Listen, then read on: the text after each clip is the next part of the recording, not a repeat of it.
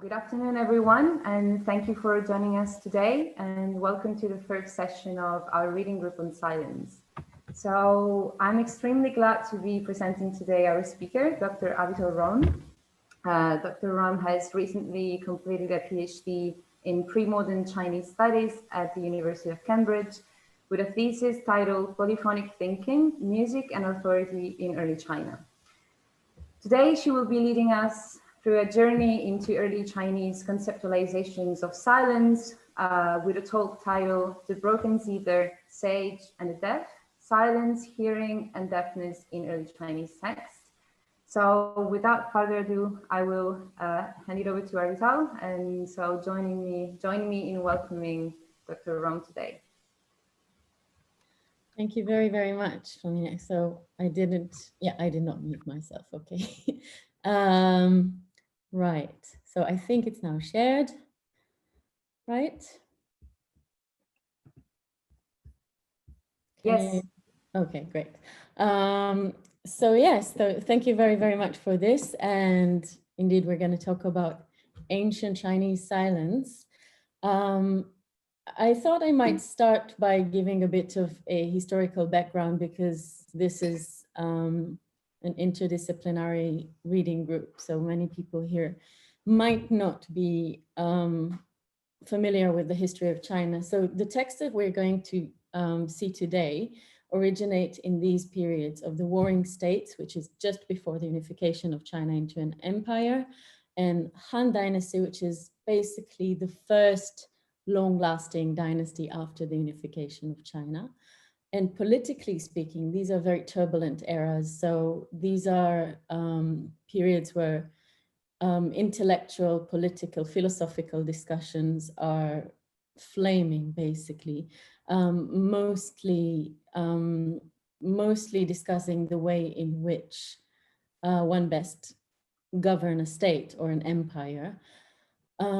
If it's before the unification of China, something is about to happen. It is clear that something is about to happen. Many small states are fighting, vying between them on being sort of coming up as the strongest.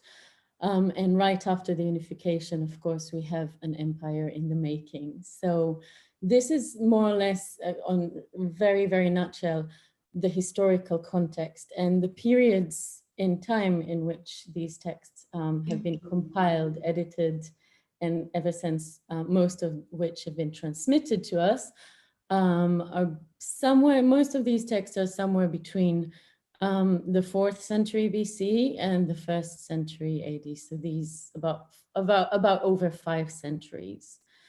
And in terms of the silence, so there are many types of silence that one can refer to in these texts, in these periods.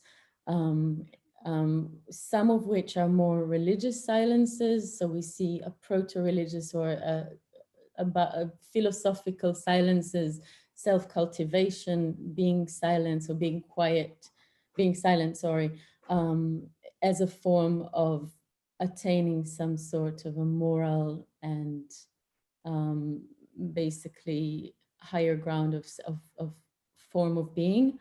But there are also other types of silences, and Yuan Ai, who's here with us, has very recently written a beautiful article about the performance of silence. I've referenced it here, as opposed to speech, silence in court, silence in front of a ruler. So why would an advisor be quiet or not speak when asked a question, for example?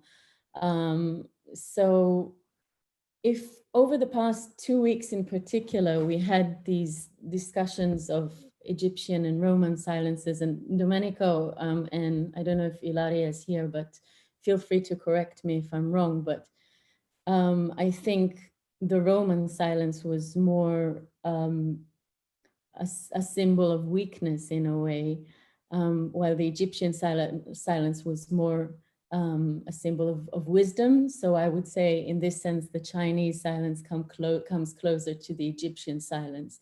And this is a very famous quote from the Lao Tzu, from the Tao Te Ching, that says those who the wise don't speak, and those who speak are not wise, or those who know don't speak, those who speak do not know. We see many cases in which silence has political implications, whether metaphorical or non-metaphorical. So silence is an analogy for something, but also, like I mentioned, silence is a reaction, a counter-reaction, a way of remonstrance against a ruler. And one form of silence, so in the context of my specific research, the kind of silence I was looking at is a silence that is opposed to, in particular, musical sounds. So silence is the in the absence of musical sound where we'd expect this musical sound to be.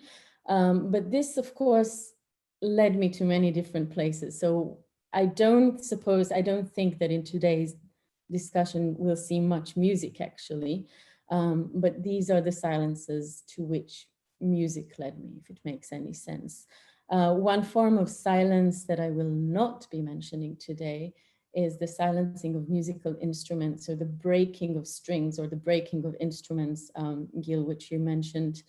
You just read this example recently. So, and which in many cases symbolizes a sort of secession. So one very common or one very interesting example is the breaking of drumsticks as a form of peacemaking.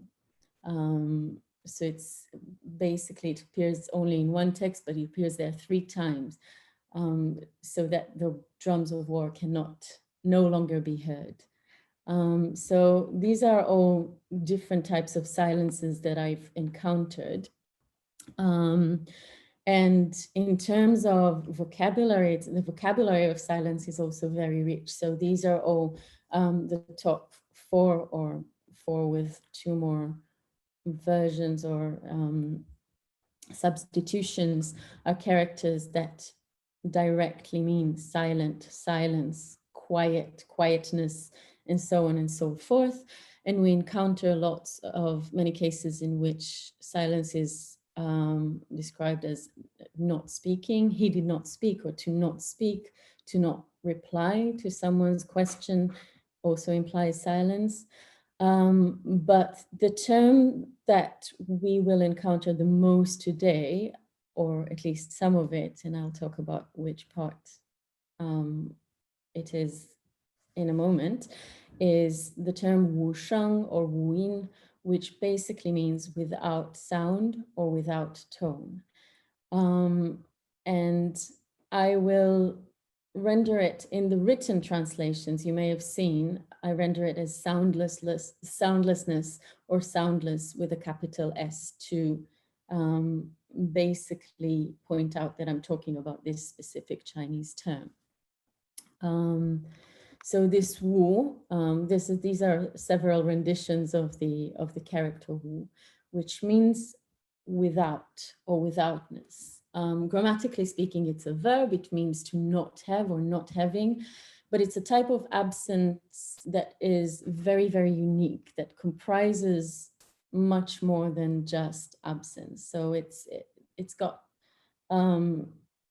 basically whatever you use wu on tends to have much more underlying it than just this absence. And we will see some of it today, so it will, I hope, explain itself as we go.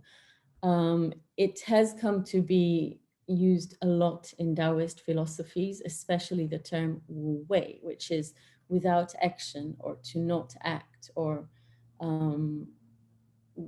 actionless, one might say.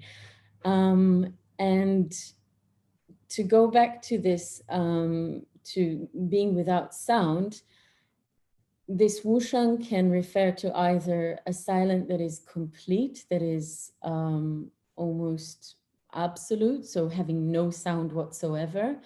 For example, here, this means basically to be soundless, well, as soundless gets, or soundless to an utter quiet.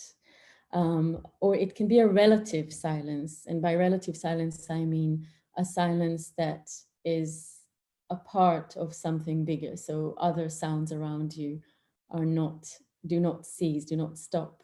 But the silence of the drums and bells, for example, as we can see here, the drums and bells did not make a sound. So within this whole clamor of war, possibly, there is a type of silence to which I refer as a relative silence here. So I mentioned that this silence is different to the Roman silence that we saw last week by Domenico, but I think one thing that it is similar, that one aspect in which it is similar to Roman silence is that of the assimilation of silence with the world of the dead. So in this case, we see a reference to what's called mingqi, which are basically instruments, all sorts of utensils and instruments that are put in the grave of the deceased. And they tend to not be the actual instruments used in their lifetime, but a mimic or are supposed to be mimicking those instruments. So we see here bells and chime sets made of clay, I think, which were not meant to be actual functioning musical instruments. However, it is important to say that in reality, people did tend to take their playing functioning instruments with them to the grave after all, especially those who could afford to die richly, we can say. So we see a reference to it here, the zithers, which are unevenly tuned, reeds and pipes that are fully carved but do not produce harmonious sounds, and bells and chimes that do not have the suspension racks. All of these are luminous objects. These are this mingqi, and only the spirits of the dead can hear the music in them. So here we have a silence that implies a sound that we cannot hear, a very deep silence then. And if Leopold Stokowski was known to compare silence to the canvas of a painter, that is, silence as something blank upon which you put sounds. I want to suggest that actually Chinese silence, or the silence that we see here, is something even more than a blank canvas. Or we have another quotation here from Thomas Clifton, who refers to silence as the gaps between trees in a forest.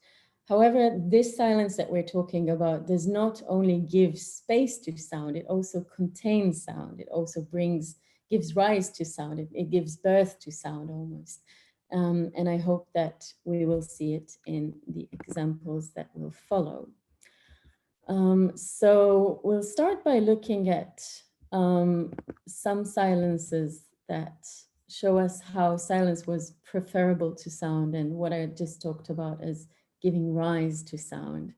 And we have these, I have to say that the texts that I used here are texts from different, almost competing schools of thought, as we like to call them.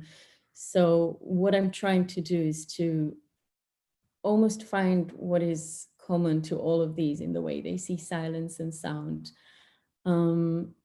And we see here that they speak of the great sound as being the grand sound, or the biggest, the most important sound as being inaudible, or as being the ancestor, as the forebearer of all sound that exists, and music that is without sound is pure joy. So when you take the sound of music, you're left with pure joy.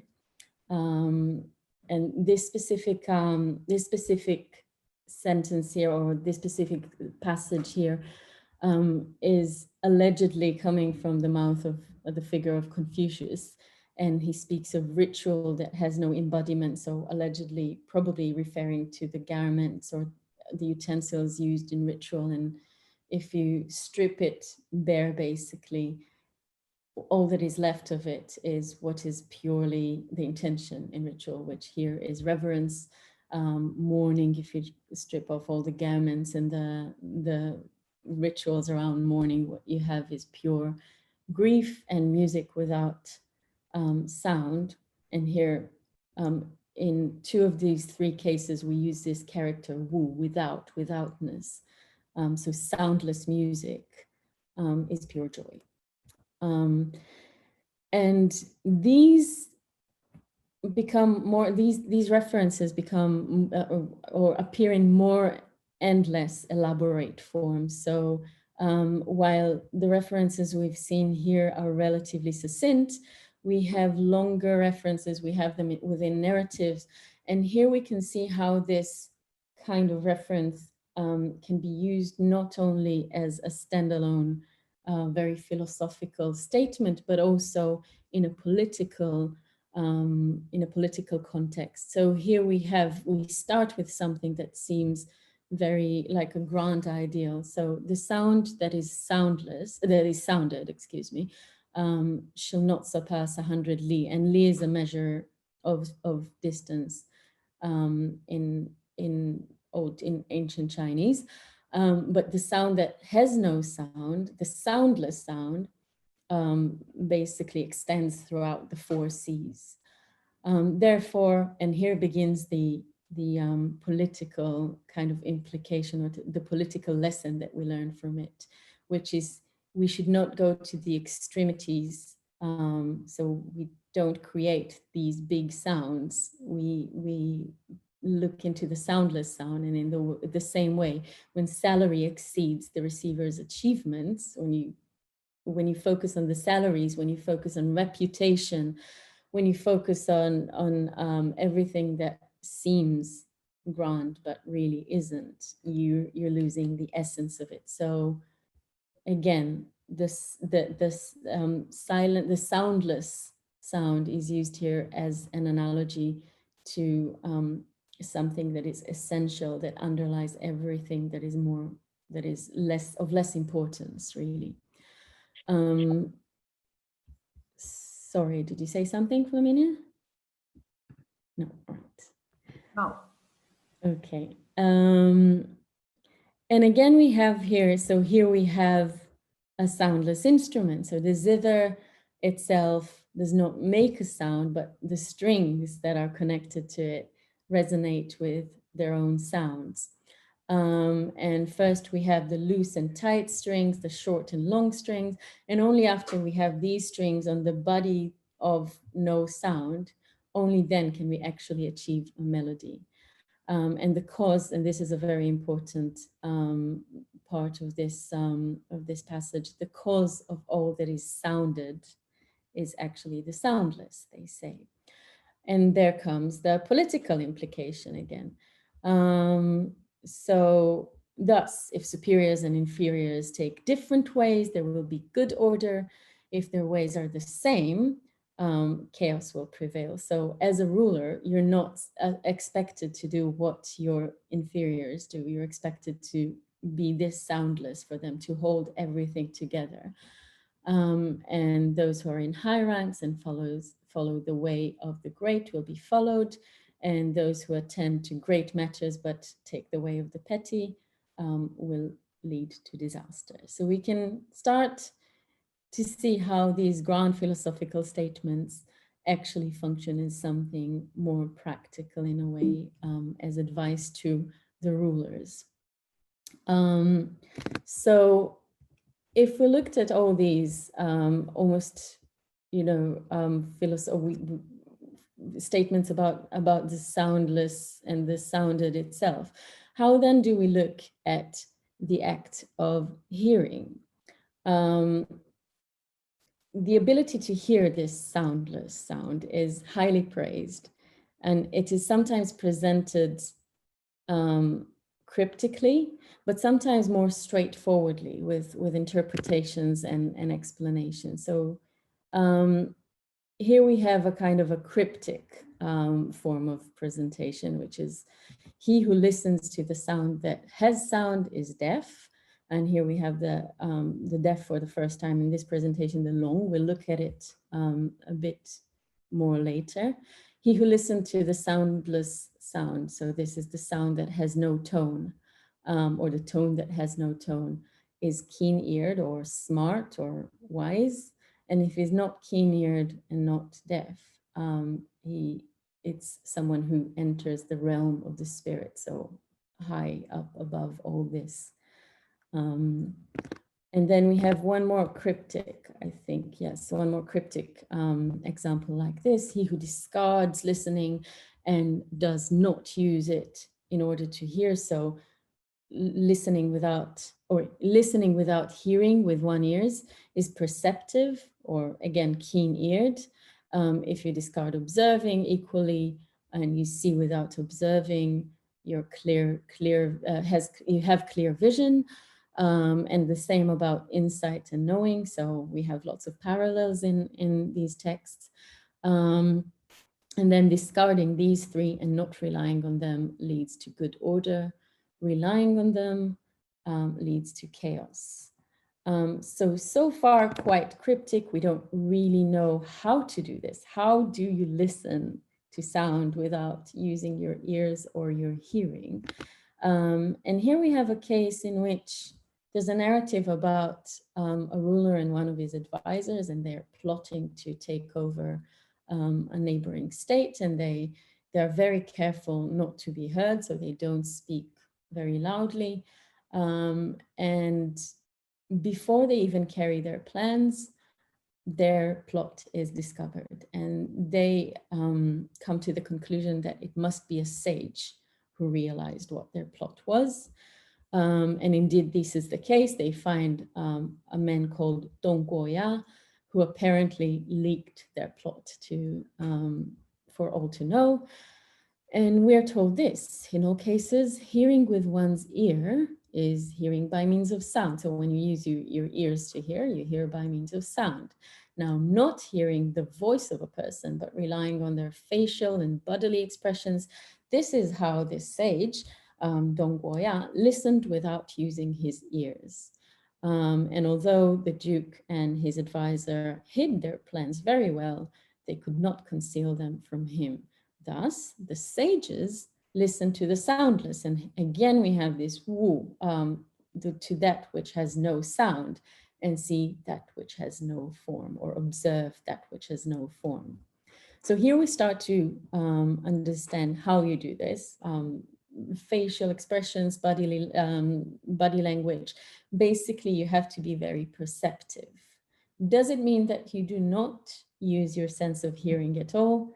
We'll see soon. Basically, sound is still very, very important. But these specific references say that sound is not everything. Here we have another reference that shows us how you listen, or between the cryptic and the straightforward, which is those who are best at studying, or the supreme learners listen with their spirit.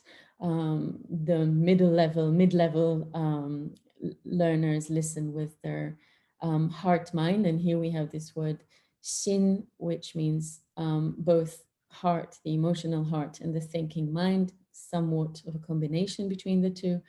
And the inferior learners listen with their ears. So listening straightforwardly with one's ears is the basically lowest type of listening. But here we start to see some path in between the sound and the soundless. So what we've seen up to now, you could expect there to be complete silence in court then. So everybody who wants to appear wise must be silent and listen to the soundless, and we all just coexist without making a sound, and that's it. No, music was very, very, very important in the early imperial court and before that. And correct music was even more important. So this grand music was thought to have unifying effects on society and bring together rulers and ministers, fathers and sons, and old and young. They all enjoy this music together, they delight in it. And But then this connects us back to the soundless by saying the enjoyment derives from the balance that's within music, and the balance derives from the Tao. And the Tao is the way, translated into English with a capital W. We sinologists do it a lot when there's a very, very important term. We just capitalize it in English. So the balance of music derives from the way, and the way, the Tao in turn, has no appearance, no physical appearance. If you look at it, you do not see it. If you listen to it, you do not hear it. It cannot be given physical form. And those who have knowledge of these things, whose appearance cannot be seen, whose sound cannot be heard or is unheard, are very few. Again, we return to the idea that only the sages can actually listen to the soundless. So yes, I'll take a few more minutes just to speak of what happens when we do not hear sound. So in light of what we've seen so far, there is music which is important, but listening to the soundless or living within a sort of silence is almost the highest achievable or inachievable ideal. And what happens then with deafness? We might expect that that deaf people would be treated as those who basically are in the ideal state because they do not listen to that which has sound. They live in soundlessness. But here is I think I started the abstract for this talk with this quote, because this is when I read these three sentences, this one passage, it kind of hit me. That this is exactly the way they've seen it in ancient China. Hearing silence is not the inability to perceive sound. Hearing silence is the ability to distinguish between what is sounded and what is soundless. And thus, a deaf man cannot hear silence. And indeed, if we go into various texts that speak of deafness, we see that deafness is not only the complete inability to hear, it also is depicted as the inability to distinguish between sounds. So when the ear does not perceive the harmonies, the harmonies of the five notes, this is considered, or this is what we call deafness. And here the reason why I put ignorance too in the translation is because this whole passage is narrated by an advisor who says to his ruler, your followers or your closest advisors are deaf, are blind. And this is, of course, metaphorical deafness, metaphorical blindness. This is an etymological text giving the definition of deafness. And here, this is an interplay of the sounds of the two first words here, deafness and cage, is very similar. So being deaf is like living in a cage of ignorance, unable to use one's listening in order to examine things. So we still need the sense of hearing in order to be able to examine things. Again, we have the inability to distinguish between notes. Gong and shang are two musical notes here, and the inability to distinguish between them is called deafness. Here it comes with allusions to blindness as well, and to insomnia.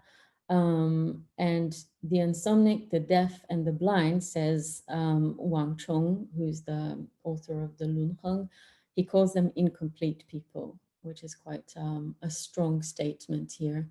And he continues to say a person who does not read extensively, and here we return again to the political or to the less metaphorical implications.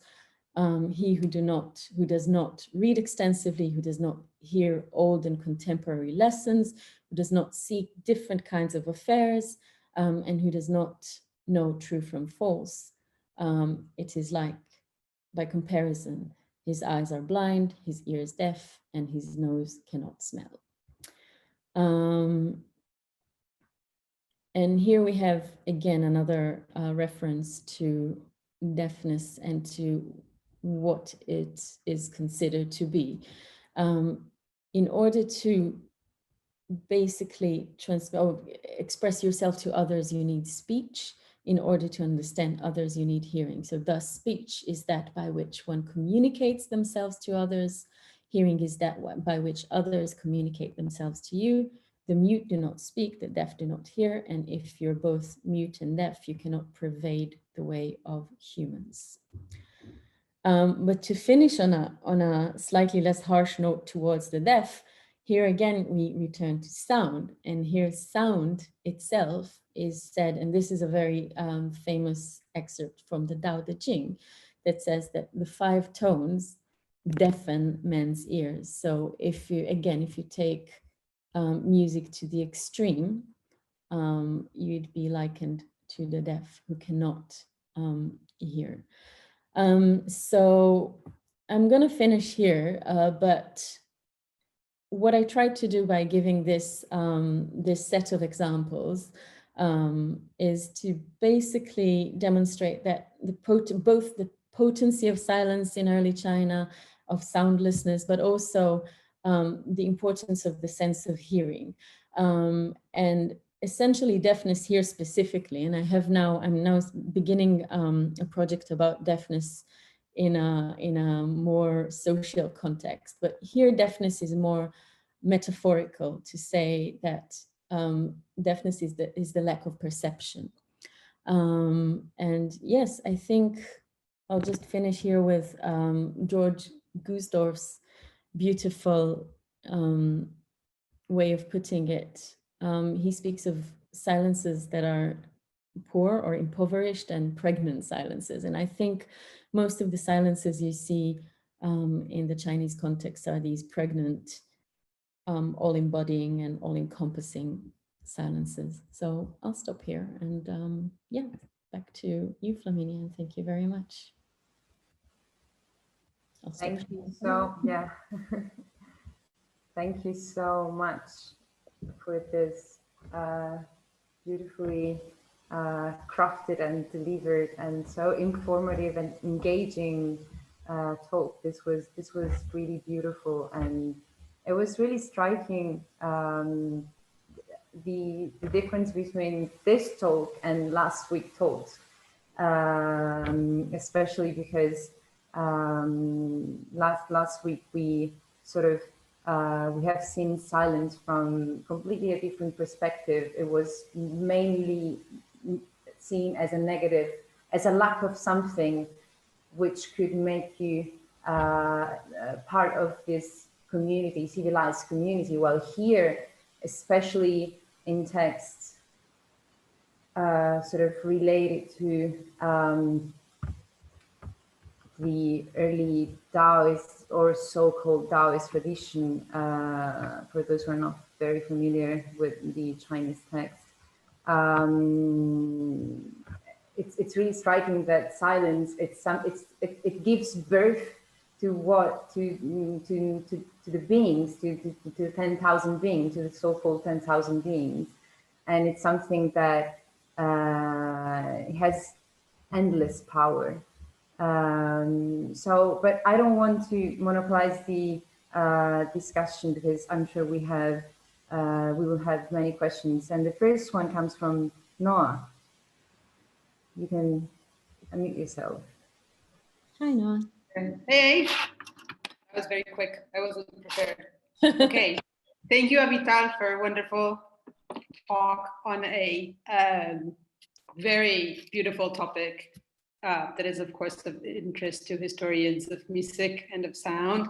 And I wanted to say that, well, I guess my question is this. Sometimes I wonder if you make difference between different types of silences, in the sense that some of your quotes, for example, I think the one from the Huainanzi, I would definitely scratch that word, not definitely, but I would think about maybe it has, you know, those origins in the Qi Wu Lun, in the Zhuangzi, and this idea, philosophical idea, of course, of cosmic Qi. The reason that these strings remain silent is because no action needs to be done by a human in order to create the sound. The sound is resonating from the Qi of that particular time, maybe, and then you make the analogy. So it comes with a very particular approach to sound and soundlessness and so on. And there are others. So if you look at, I don't know, Shiji, or you look at, you know, those Ru type of texts that are less influenced by this, or are less a mixture, let's say, because the Huainanzi is kind of a mixture of these things, then you will find a different approach.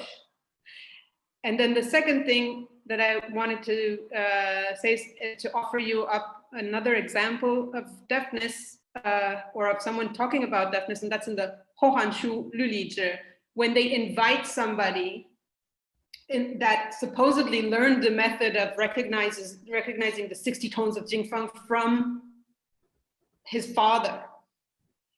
And they invite the guy to come, and he's supposed to know everything from his dad.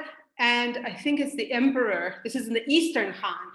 Mm-hmm. I think he's kind of quoting or making a reference to something that you said earlier. And he said, separate him to test his hearing, right? Separate him from his father, test and examine his coordination of these sounds, or the way that he can recognize these lu. If he doesn't succeed based on his father's teaching, then his deafness, and this is a different way of typing long, is Mm-hmm. measured to his wisdom or to his keenness of hearing. It's kind of a joke. He's Yes. as dumb as he is deaf, basically. Yeah, so delicate, so on and so on. So that I'll could tell be you exactly where it is. By what can we judge his, I think it's by the keenness of his ears can we judge. keenness of, it's the separation of. I don't want to keep you too long, but I just wanted to offer up that example to, if it yes. really. Yeah, so thank you very much for this. What I tried to do here is basically to condense, well, the chapter itself about soundlessness is about, I think, 40 pages or 50 pages. But I tried to give a taster of the big picture. So of course it is lacking, and I'm sorry that it is. Not lacking criticism, just talking. So just to make a clarification, it's much more rich than this, of course. And of course, there are the differentiations between different thinkers, different so-called schools. I don't like the word schools very much, but various thinkers and various political agendas, one could say. Deafness is super duper interesting in that it is used many times as a political metaphor for a ruler to say that he is ignorant or that he doesn't listen, but also that he doesn't shut up, basically, because many times, in many cases, so we had the Buya and the does not speak that I spoke of it very briefly, and I would happily refer you to Yuan Ai's article when it's published. And basically, some of these references tell you that a wise ruler does not speak. But the implication further down behind the silence is great and a wise ruler doesn't speak is listen to your ministers, who are the people actually writing, compiling, speaking these references. And thank you for the whole Han Shu reference. I would love to see which one the one I came across is the one from, I think, the Shen Buhai. So I'd love to discuss this with you. I'll send it to you. I'll text it to you. Yeah, thank you very much for this. Did I fail to comment on one of your questions? Nope. Okay, great. So yeah, so Qi is she is as the almost atoms of Chinese philosophy. I know some people will batter me for calling them atoms, but the ethers, or the energy that makes everything, that brings everything together, is of course a great principle that underlies sound further. But this is for a whole different discussion, and of course I'd love to have this discussion with you. Thank you. Okay, Tobias. Hey, Avital. I mean, first of all, thank you for the good talk. And also, I really have to say, like, you're an amazing presenter. It was really pleasant to just, it's morning in St. Louis, right? And so it was really pleasant at 9 o'clock in the morning to listen to you talk for like 30, 40 minutes and get some inspirations. So thank you for that. Very much. This means a lot to me. Yeah, no, it was really, really good. I have one quick comment that you don't even have to really respond, but there's one interesting aspect of the entire thing so far is like, what kind of text are you looking into? And obviously, a lot of the things that you're talking about, like sound, silences, and deafness, have very strong physiological components and medical correlations. And this is a field that, as far as I can see, you have omitted so far completely. So, I would like to encourage you, particularly since you look at the Huainanzi so much, and the Huainanzi has so many overlaps with the Huangdi Neijing, and I know the Huangdi Neijing has problematic textual historical issues, but nonetheless, I think, there is something that might be important for you to explore in the future when you think about more how these images of deafness, soundlessness, and so forth actually work in these discourses, even if you're not really concerned with specifically the physiological backdrop of it. But I think it might actually inform your conversation perhaps in a meaningful way. The question that I have actually multiple, but I just ask one because I don't want to be a dick. Oh, sorry, we record, right?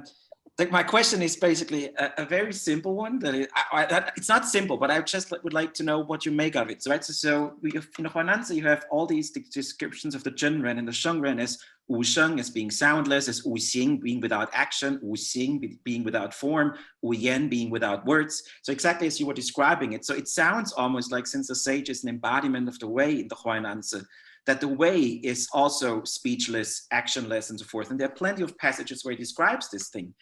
But at the same time, right, the word Dao means to speak. So how do you reconcile this kind of contrast between, on one hand, that the Dao is supposed to speak constantly with us, we just don't hear it in some ways, and then at the same time, the idea that all of these are basically without words and without sounds? Thank you very, very, very much. I'll try to be concise. Domenica, I believe it was you last week who said that silence is that which the gods speak, or no, sorry. Fate is what the gods speak, essentially. Yeah, so the gods speak to you in ancient Rome. Here it's very interesting because this speech is soundless, and you have to be a sage in order to listen to it. To be very, I'll just for the non-sinologists about the terms you mentioned, Zhenren and Shengren that are in the Huainanzi are the how would you translate them? The true person and the sage. So they're supposed to not speak, and how do you reconcile it with the fact that the Dao, the way, is also to speak, and I would add with the fact that music and sound are so important in the philosophy of the Huainanzi. And I would refer you, I've included the chapter, it's not yet edited, I'm in the stages of editing the manuscript for a book, so it's probably got many faults, and I would love for you to point them out. But the chapter basically suggests reconciliation, which is that silence is the ideal. If we were to live in a perfect world, we would have silence, or we would not be blind. Well, blinded is a very visual way of expressing it, but we would not be impressed by sounds. And perfect music is the optimal. So since you cannot reach this silence, what you do then is speak of how to make perfect music, or how to perfect the music in your court. And this is considered to be achievable. So how to play the right music, or how to, I don't know if I'm exactly answering your question, but that's the next stage after sagacity, after being a sage, is just acting under the circumstances the best you can. And I think this is their political, at least for the Huainanzi, the text you mentioned, which I love very much. It's their basic assumption that you can't reach the ideal, but you can try and reach the optimal reality. And just one more word on the physiological. The chapter does mention what physiologically deafness was, and this is my next project. So it does look at physiology of deafness as well. Deafness is perceived as the dysfunction of the ear, but there's also mentions of both partial and profound hearing loss.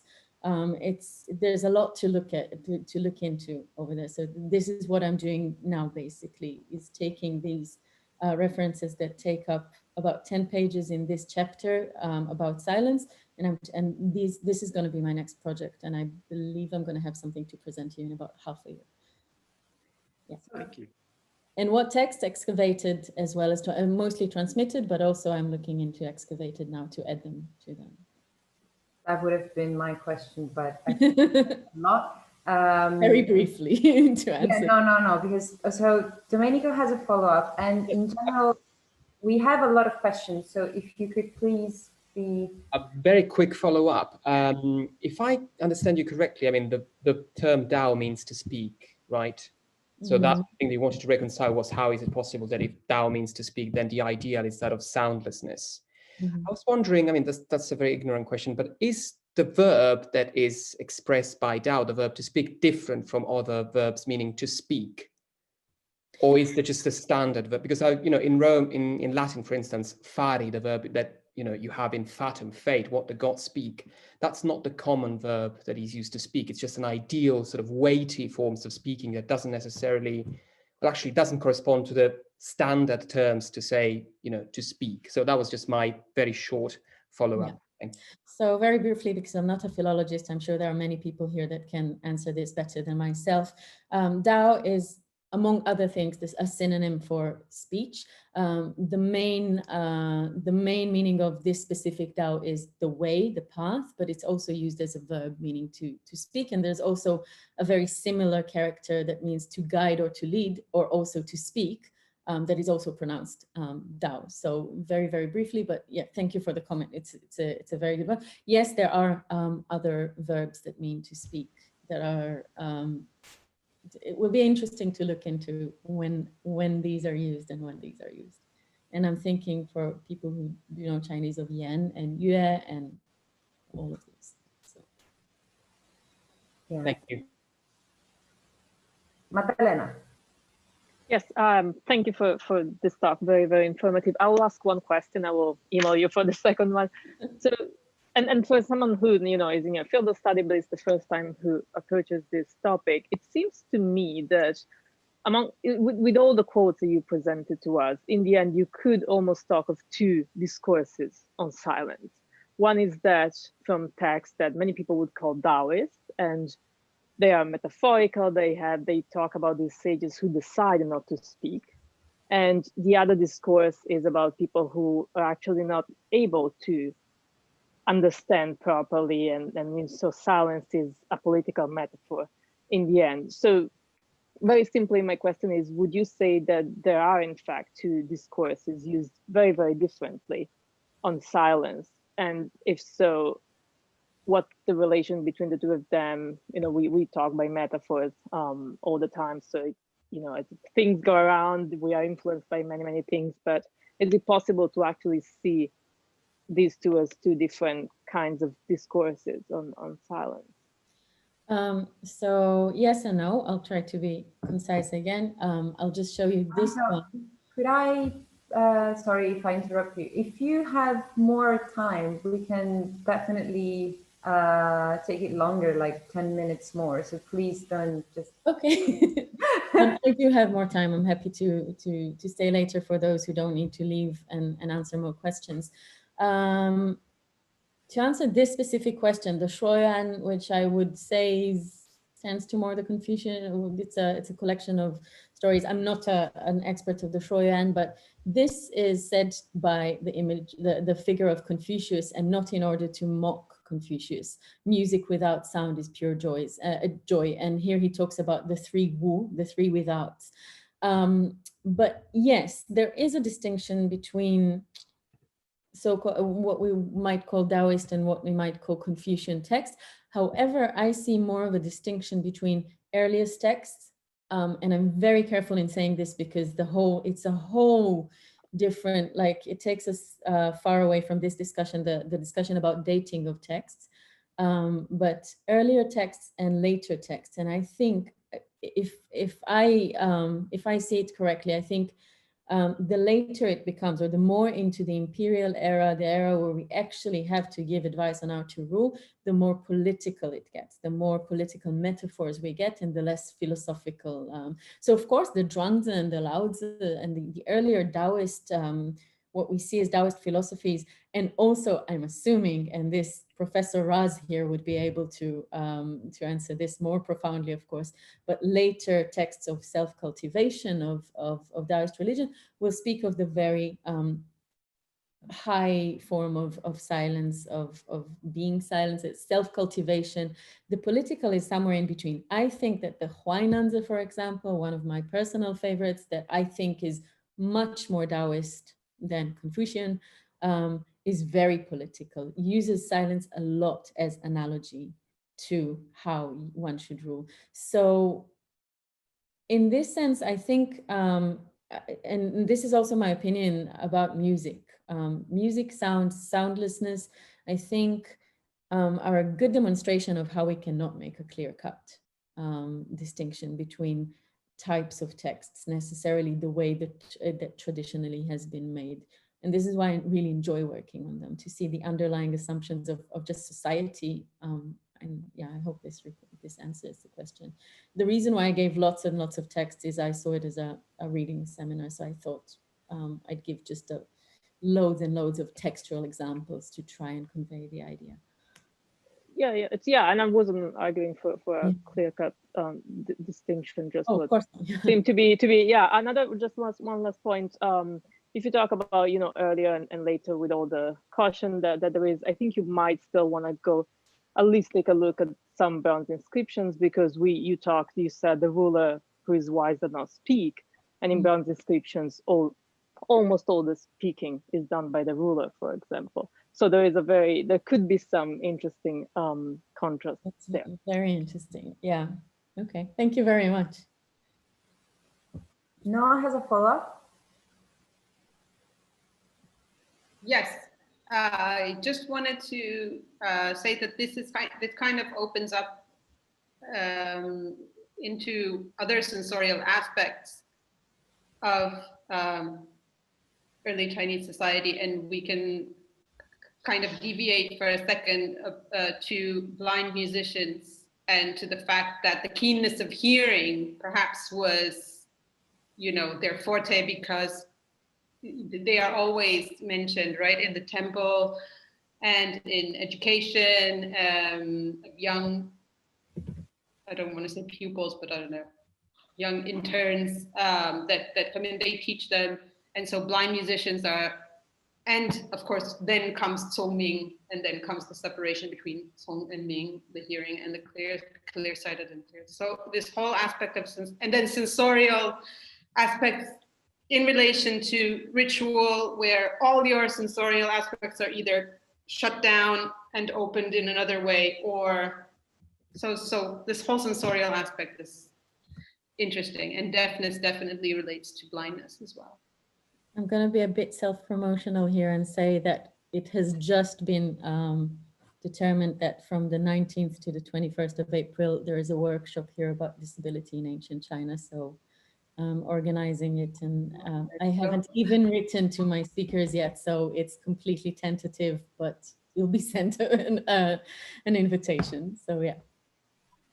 Okay, Ilaria. We cannot hear you. Oh. No. Maybe type your question. Maybe take out the, can you take out the earphones? Because sometimes they create problems with Zoom. Ooh. Oh, no. Okay, we will wait. We can't hear you. Yeah, I think she's Right. saying that we can go ahead while she's typing. So Jordan, would you like to go ahead and we wait for Ilaria to type her question? You are muted. You're silent. Thanks, Avital, for your presentation. I thought that was really interesting. So I'm an Egyptologist, so I have like zero knowledge about ancient China, but I really thought there were some really cool parallels. And I just wanted to ask, when you made this distinction between Wu Sheng and Yin, is there, within this discourse on silence, is there a substantial like conceptual difference between Sheng and Yin? And I thought, would there be an analogous difference, an analogous relationship when you brought up things like formlessness with Wu Xing and Zhuang as well? Because this relates to stuff that I work on in Egyptian visual, like terms for visual images. The joys of being an Egyptian who can speak Chinese as well, with Xing and Zhuang. Huh? Noah, I mean, Noah can answer this question. How long have you got would be my question for your question, is one thing. Sheng and Yin, yes, there's definitely a distinction. I like to translate them as sound for Sheng, which applies to all sound that exists, and Yin is pattern sound. This is the way I personally translate it. Notes, tunes, music. With Wu Sheng and Wu Yin, it's a bit different because both of them, I think, tend to be rendered as soundless. For the sake of clarity, in when I write, I do translate Wu Yin as toneless. It's not very common, Wu Yin. So we don't have, I wouldn't say we have, I think we don't have enough examples to actually do a comparison between the two. Sheng and Yin definitely, and it's a big pain/blessing for whoever looks at music in early China. I'm afraid I don't have much information about the forms, Zhuang and Xing, to reply to this, but it's definitely interesting to look into. So yeah, thank you. The answer is yes, definitely. Very different, big discussion. Thank you. Ilaria, would you like to? No, I'm sorry. Why don't you type it? Yes. And Ayuan. Thank you so very much. It's totally worth the whole series of waiting for several weeks. It's wonderful, and I can't tell you how much I've learned. I really appreciate that. So what I can learn from you is that silence is definitely saying something through music.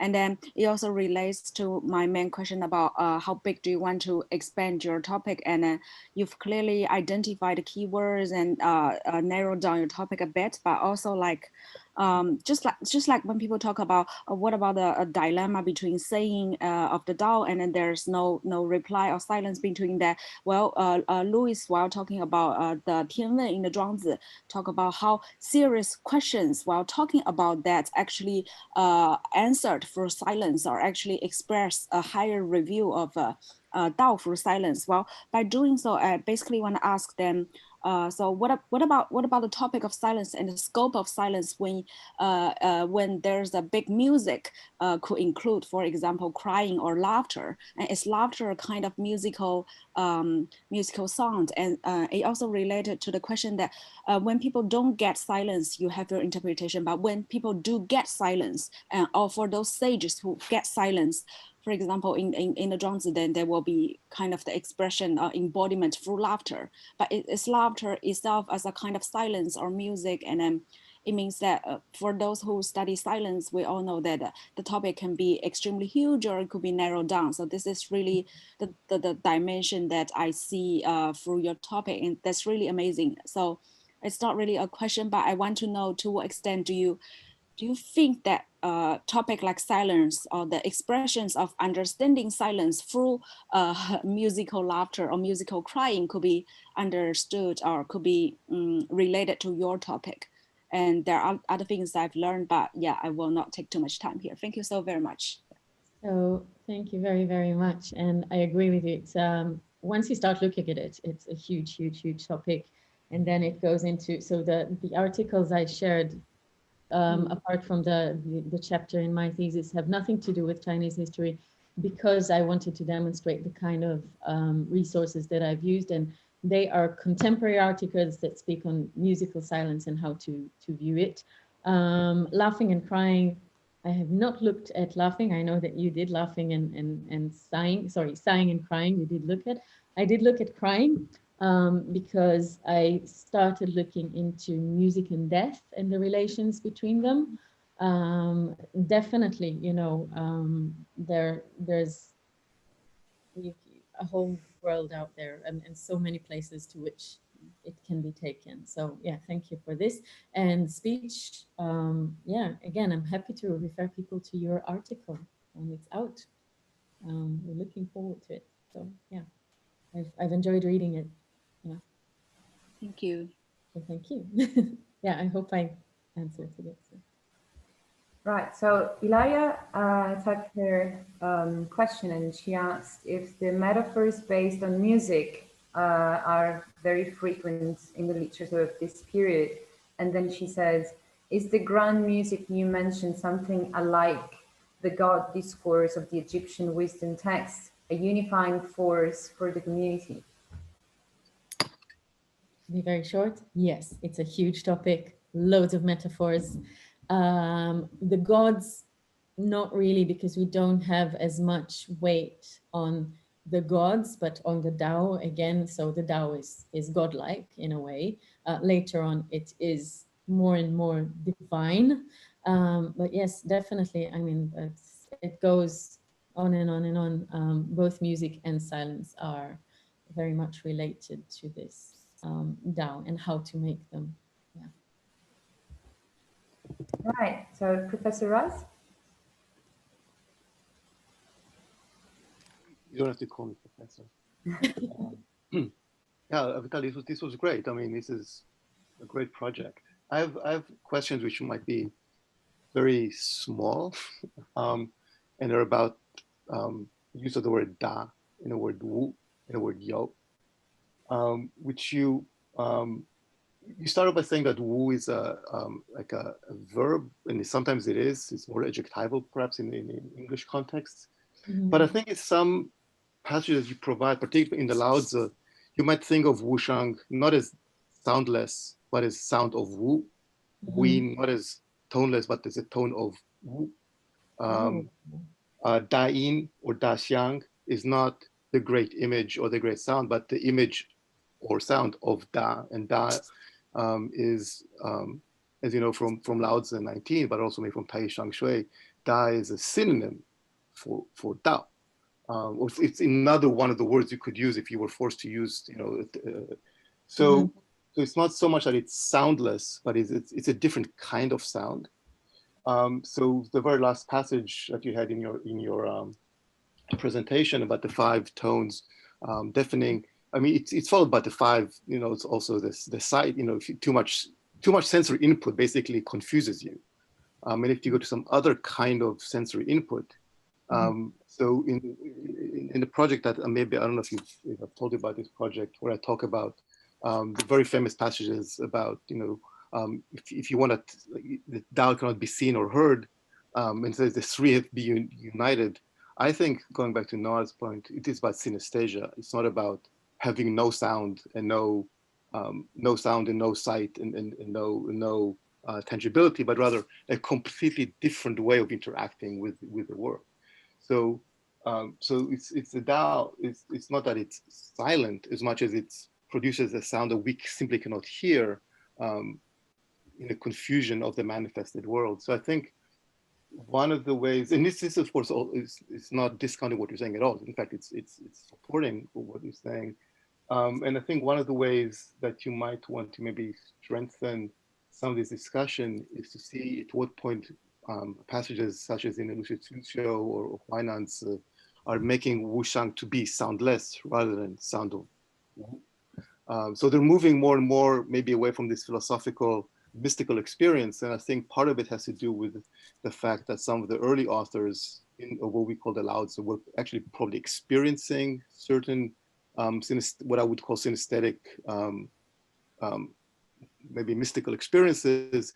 And later authors who are reading the texts are not necessarily, using a metaphor, in tune with what the original may have said, or they're trying to translate into more political, social, as metaphors rather than as actual experiences of something that is truly ineffable.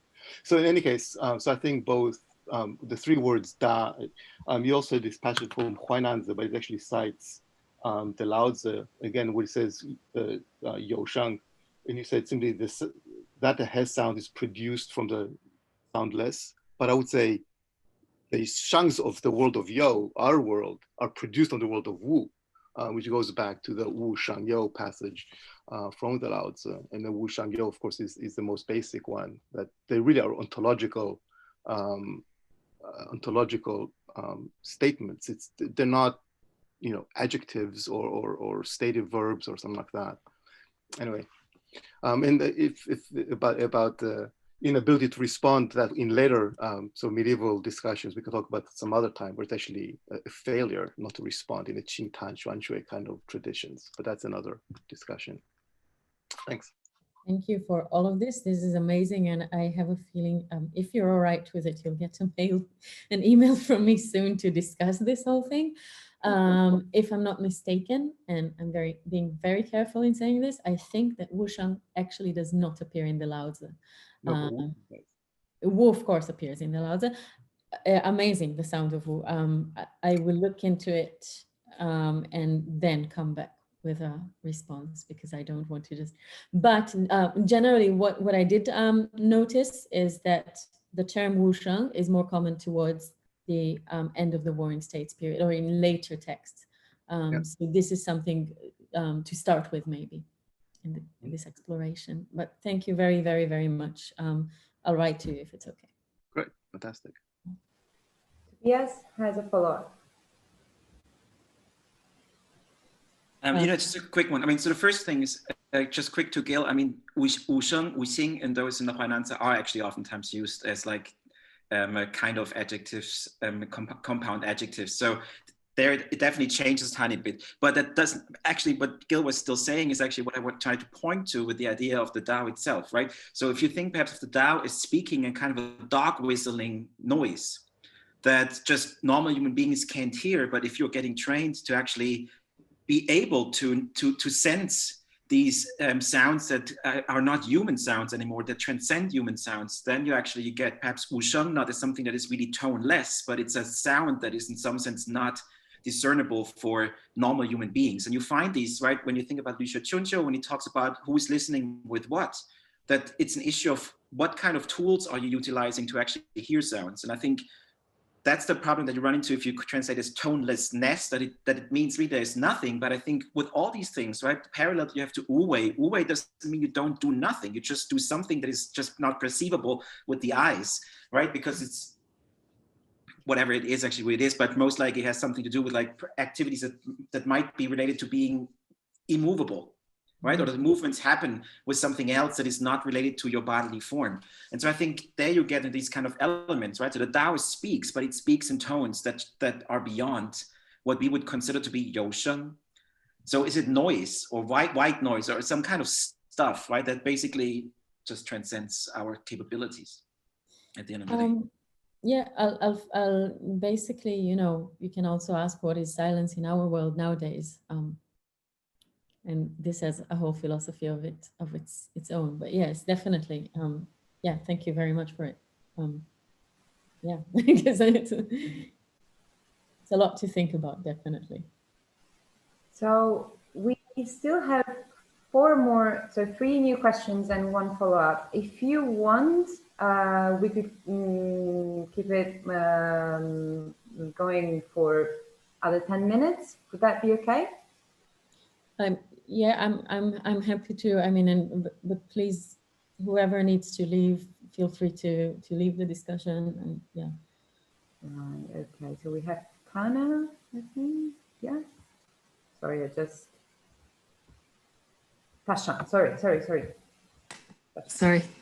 Hi, thank you for your really interesting talk. I'm particularly interested in this because I'm looking at depictions of Three Kingdom period, but in Japanese texts. Ooh, when I saw Wusheng, my thought was, oh, it's Musei, like which you only really use in linguistic concepts now. But it got me thinking about the spread of these philosophical ideas, because obviously they don't exist within just the Chinese context. There's the greater East Asian cultural sphere. And I was just wondering if you had any recommendations on whether these ideas have spread in Japan, in Korea, in Vietnam, if the comprehension has evolved over time about this idea of soundlessness. I'm not the person to ask because I do much earlier stuff. I would be able to refer you, I think, to studies by Japanese scholars. I'm not sure there is something there. Noah might know also, but I mean, feel free to email about it. And in combined forces, I think us early musicologists of China would be able to help you find something that might be a follow-up on this. But that would be great. I'll be sure to email you. Yeah. Right, okay, so Gil, do you mind if we go to Harry and Chris and then we go back to, okay, great. So first, Harry.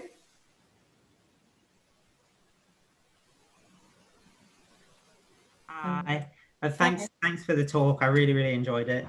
My question is just about, it's number 10 on the handout. I don't know where it was in the PowerPoint, but it's the supreme learners listen with their spirit, medium level learners listen with their heart mind, low level learners listen with their ears from the Wenzi. And I just wondered what listening with one's heart mind would involve. Wow, big question. So first of all, it's from the Wenzi, which is, might be later. The dating of the text is unclear. I would say it has something to do with, well, both the synesthesia that was mentioned here by Gil, which is basically perception by means of all senses, but also heart mind is also almost a kind of, I'm very careful to use this in an ancient context, but intuition, if I might use it just for the sake of general discussion, knowing how to understand people. The Wenzi drives a lot from this text drives a lot from takes a lot from the Huainanzi, which is basically deals a lot with how to react to changes, for example.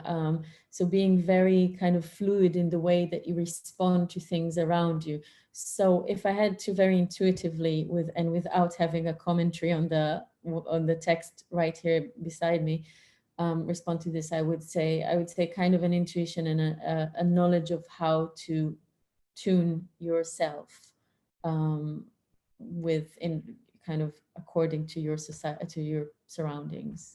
Very briefly. Right, thanks Very so much. good questions around here, and each of them can be, I think, at least a master's dissertation, if not a PhD, but yeah. Thank you. Thank you. Chris. Me, right? Yes. Am I the only Chris? Okay, good. Yes, hi. No, thank you so much, Avital, for a super fascinating talk, and it's actually been a really enjoyable sort of discussion that's gone on afterwards too. So I've appreciated all these comments and questions. Just if a quick comment and then the actual question. The comment building off of the discussions on, is this really under the umbrella of silence, or is this a sound of absence, a sound of something, Wu or Dao or whatnot. I'm wondering if you could actually tie this into the Wei Yan discourse, the sort of subtle words discourse that especially becomes so important in Han intellectual history, but, coming to understand what is going on behind the scenes of the speech to get the da'i, the big meaning of what's going on. I think there's a lot of parallels going on here. And so that kind of brings me to my question. obviously I'm somewhat text oriented. And so I was kind of curious if do you find any patterns in sort of the musicality of these texts? And I know there's lots of text going on here, and there's you know, everything else. So maybe this is not an easily answerable question. But I'm curious in sort of, you know, there's rhyming that's going on. Are they especially beautiful or not beautiful, or, you know, do they stop rhyming? I'm kind of curious, are there textual strategies at play here with sort of the oral experience that enforces the argument or, you know, distracts from the argument? Yeah, so thank you very, very much. I have not looked into musical patterns. That's, I think, that will open the way to again, a dissertation-sized project. This is very much related to the field of word and music studies, which I am looking into a little bit, that looks into musical, allegedly musical or semi-musical patterns within text, or music in literature, literature in music. The bit that I looked into was more the music in literature, so music in narratives. But I must confess that I did not look at the musicality of these texts. But this is one of my favorite citations that is very musical. So 听有音指音指聋，听无音指音指从，不聋不从有神明通。So excuse me, pardon my very bad tones at the moment. I haven't uttered any Chinese in ages now, but yeah, 有神明通, I believe it's a fourth tone. But yeah, they sound, it's as if you can savor it on your tongue when you speak some of these quotations. And I'd love to hear more about the Walian discourse, because I haven't looked at it, I confess, at all. I would love to hear more from you. Is it silence? Again, what is silence? So I'm trying to, at least when I write about it, to convey what I take silence to be, but it all depends on whether you look at silence as non-sound, as anti-sound, as, you know. So it is related to silence in my view, but it depends on which angle you take on it. So yeah. Thank you. Yeah, no, it's funny you brought up that one passage, because that's actually what triggered the question about the musicality of text in my mind, because that very last 4-character phrase, usually you see it as tong yu shen ming, right? So it's very purposeful switching around of the grammar to make tong at the end in order to rhyme and everything else. Yeah. But yeah, thank you. Yeah. Was it my turn again? Yeah. Yeah. So the last thing I wanted to say, I remember now, was about silence post-death. I don't think post-death in China is silent at all.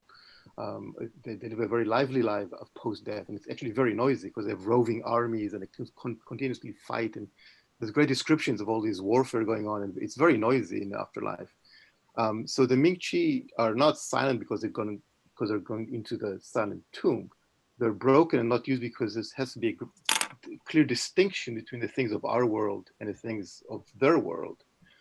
So all the stuff that goes into the tomb cannot be used here, but it becomes usable there. Plus, of course, they don't actually live in the tomb. They live, in this, vast landscape of the afterlife, where they all have jobs in their offices, and they serve with various functions. So it is a very noisy world, but again, it's not noise that we hear. If we hear it, these are ghosts. This is terrible. So again, I think the discussion, as you said, is not just about silence versus sound, but two different kinds of worlds, or two different kinds of sounds completely. One it's sound, like underneath the silence, or underneath what we think is silent, is what I'm trying to say. So yeah. So we cannot. So the silence of the tomb, or the silent is the grave, is not really.